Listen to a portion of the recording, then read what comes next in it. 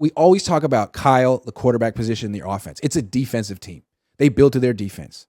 And their big move this year was defense. Javon Hargrave in, Samson Ebukam and Charles Omenihu out. Now, it feels like a great trade, but I just want to point out that Hargrave had 11 sacks last year, and those two guys had 9.5 combined. Did the pass rush get better? And which will Hargrave get more sacks than those two next season? I think he will. I mean, he's in a perfect spot. You put him with Armstead on the inside, Bosa on the outside, and I do think that they are going to try and sign somebody on the edge. I'm hoping it's like either Justin Houston or Yannick Ngakoue, one of those two, a veteran pass rusher. And I really think they're also banking on Drake Jackson to make a big improvement in year two. They were pretty, like Kyle flat out said, like, he basically hit the rookie wall. Like, he lost his power last year. He kind of called him out a little bit like, hey, dude, bulk up because next year you got to be ready to go. Yeah, he did. Yeah, to me, I feel like the Hargrave, Omenihu, Ebukam is a bit of a wash just in terms of like sacks. Hargrave's he's really good against the run. Omenihu isn't. But I think where the improvement comes is got to be from Drake Jackson or Eric Armstead. Like, Eric Armstead wasn't really ever healthy last year. He didn't play 0 sacks, even for him. Like, so if he could give him 5, 6, 7, that's a big boost. And same with Drake Jackson. Because I mean, if Javon Hargrave gave the Niners 6 sacks next year, that wouldn't even be a disappointment. Like, he's had lots of seasons like that, even playing next to TJ Watt in Pittsburgh. He could have a really good season, give the Niners 6 sacks. So yeah, Armstead and Drake Jackson have to step up. And I bet they draft someone. Yep. Unless they can get Yannick Ngakoue for cheap. They're not going to stand pat in the draft this year like they did last year.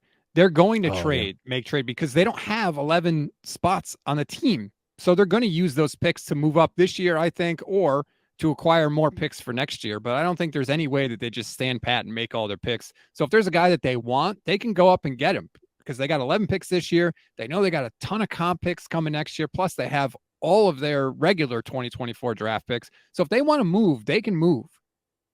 And I'm sure they do like Colton McKivitz, and I bet like they're not bluffing that they're going to start him at right tackle because it's hard to find. I really don't even think – I think smart organizations aren't looking for day one starters in the draft on the offensive line. Good organizations draft guys and sit them for a year, and because it's such a hard transition from that position to the NFL, college to the NFL in a lot of ways. So I think what the Niners could do is start McKivitz this year, draft a guy this year, and develop him for next year. Because do they have a developmental right tackle on the freaking right?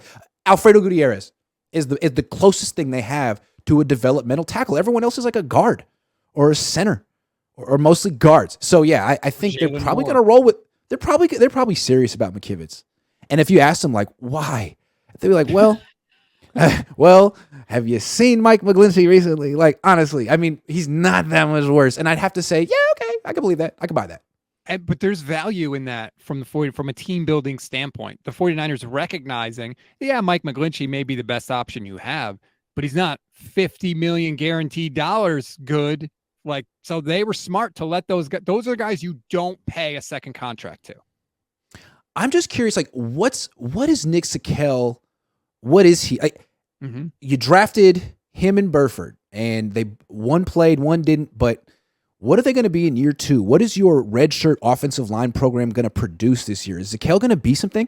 Otherwise, like, what are you drafting? It seems like if you have this good offensive line coach, you should be taking, athletes with potential that he could mold into good players. Otherwise, you're just taking these just backups with backup traits. I don't know. What is the deal with those two? And Jason Poe. What's the deal with him too? I'd like to see what the growth is with those guys. Well, he's talk about a guy with athletic traits. Holy hell. I still watch that video of him running routes like a fullback just because it was ridiculous. And maybe he's somebody that they have a role for. I think he won the award for like scout team offensive lineman of the year, right? He got one of those funky helmets. The way I looked at him was the Niners. Kyle was thinking about changing his offense to a Baltimore Ravens-esque, Philadelphia Eagles-esque, RPO 11-on-11 thing. And Baltimore has a special fullback for that. What's his name? Project Pat? What's his name? Pat Ricard. Ricard, yeah. He's like 300 pounds. So Jason Poe is a little bit like that, like a move fullback that you're not going to throw the ball to, but just obliterates people on the zone read. So I think that's the idea for him. But I don't know. Maybe he'd be a guard. Ricard is listed at 6'3", 311. He's a fullback. God. He's a fullback. That guy's he's cool. He's a nice little feature in their run game. That's just straight up terrifying. But I agree. Yeah. I think that Kyle was planning on evolving his offense a little bit. I think he Danny Gray. Yeah, well, if you're a wide Danny receiver, Gray. you don't do anything in year one. That's another Right. guy. Like, we focus so much on this draft coming up in April. Like the story of who makes the leap from last year, I think is a massive story. Absolutely. I mean, it's a very important class because all these rookies, how many of them are going to contribute? Really? I mean, none of them are top 98 picks. Seems to me like Jordan Mason could be really important. Drake Jackson could be really important. Sam Womack could be really important. Kalia Davis could be really important. Yep, like another guy. Burford needs to take another step. I'm really curious to see what happens because last year all those guys stepped up. Lenore, Hufanga, Banks. It was like part of the reason the Niners were so good. Big reason.